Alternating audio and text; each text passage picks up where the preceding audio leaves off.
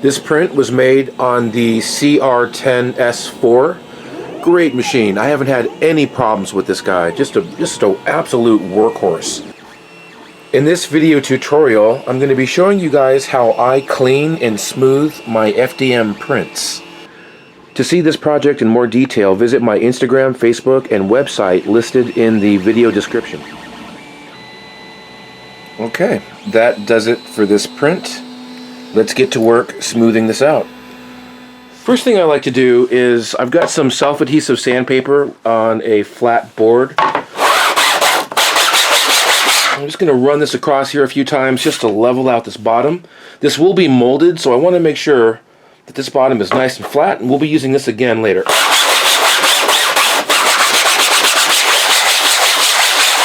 The next thing I'm doing is sanding off just some of the high build lines.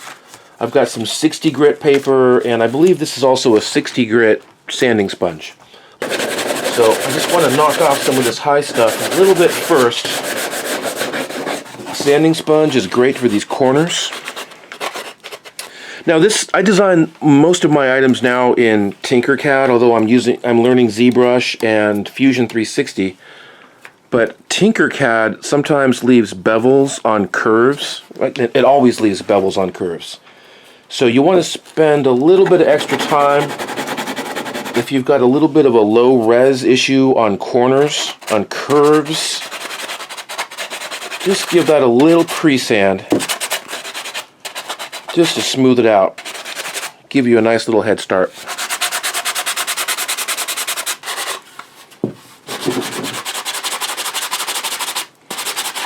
We're going to make sure our piece is debris and particle free before we get to the important step.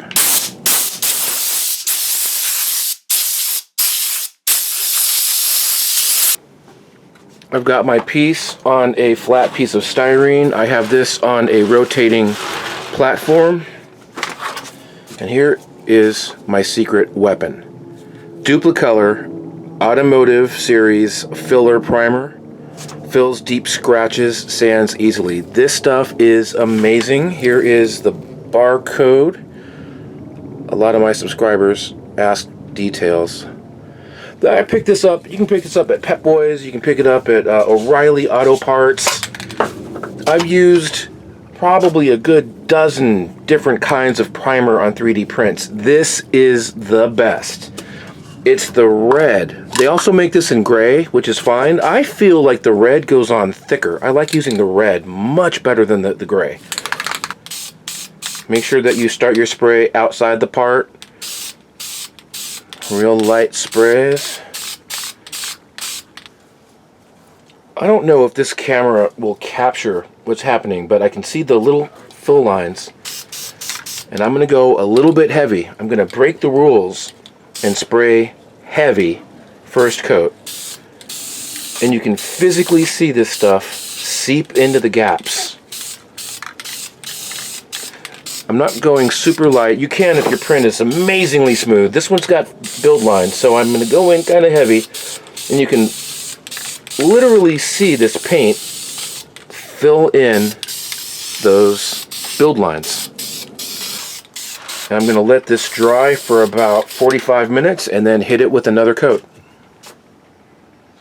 Alright, it's been about 45 minutes. I'm going to go ahead and hit this down with another coat. Just want to build up these layers gradually. Or you can go really thick and let it sit overnight or for a few days. But I like to get my work done expediently, so I am going to just give it light coats. I'm going to do about 4 or 5 coats of this. Here's our part a couple hours later. Paint's looking pretty dry. Don't want to handle it too much yet. And I decided to lift it up on a couple cups here just for some support, just so that when the paint dries on here, it's not going to create little drips, little runs on the bottom. So a little elevation will take you a long ways. So I'm going to go in with another coat. I'm going to go in a little bit thicker with this one. And we'll let this set for another hour or two and put on another coat. And then in the morning, we will set to sand this. here we are with our next layer of sanding. I have two grits, 220 and 500. You don't want to go any rougher than 220. And I just want to examine the surface, give it just a little bit of sanding. And we're going to start identifying where we need to put a little bit of filler. We're going to be using Bondo to fill in any kind of gaps. This is looking really good. I'm super happy. There's just a couple little areas, few little build lines that are left over that weren't overcome by the filler primer. So I'm going to spread on a little bit of filler. I'm not using regular Bondo. I want to go much, much finer than that. So, sorry, this label is really hard to read. I am using Evercoat Evergold finishing putty. This goes on like butter instead of something like peanut butter if you're using Bondo. This is more like a really fine gravy. Alright, I have my finishing putty mixed up here. I have a little sculpting trowel. I'm very lightly going to apply this to those tiny little areas that need a little filler.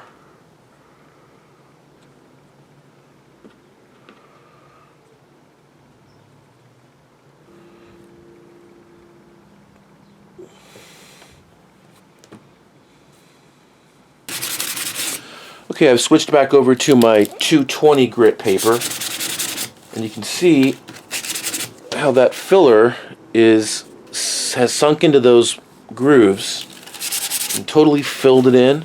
And if you could feel this, it's like really, really super smooth now. I'm going to run this across this sandpaper sheet again, just to give myself a nice flush bottom. Since I'm not looking to build up the surface very much anymore, I'm switching to a gray primer.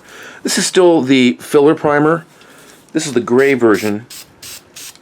And I just want to see where I'm at, especially these edges. See if we need one more round, or let's see if this is finished. Alright, that was round one of smoothing. And now with the gray primer on, I can see I've missed a little spot right here. I'm being super anal with this piece. This is for a really important client of mine. So I want this to be perfect. So I'm just going to fill in that little spot. And I've got one more little spot over here in this corner. I know it doesn't read on camera, but I can surely see it. So I'm going to fill this in just a tiny bit. I'm hitting this down just one last time with 1000 grit paper, giving it a nice smooth glass polish. I know it looks like we're taking a step backwards, but it's just really at its finishing point right now. This is ready to, in my case, mold so I can make duplicates. I don't know if you can see this, but there's a shine, there's a nice sheen, and that's when you know this paper is doing its job. I have a really nice polish. Now, if you guys wanted to take this the extra mile, you can apply an automotive lacquer as a high gloss top coat. I recommend either a regular HVLP gun, or tonight I'm just breaking out my high volume airbrush, my trigger airbrush. These guys are fantastic.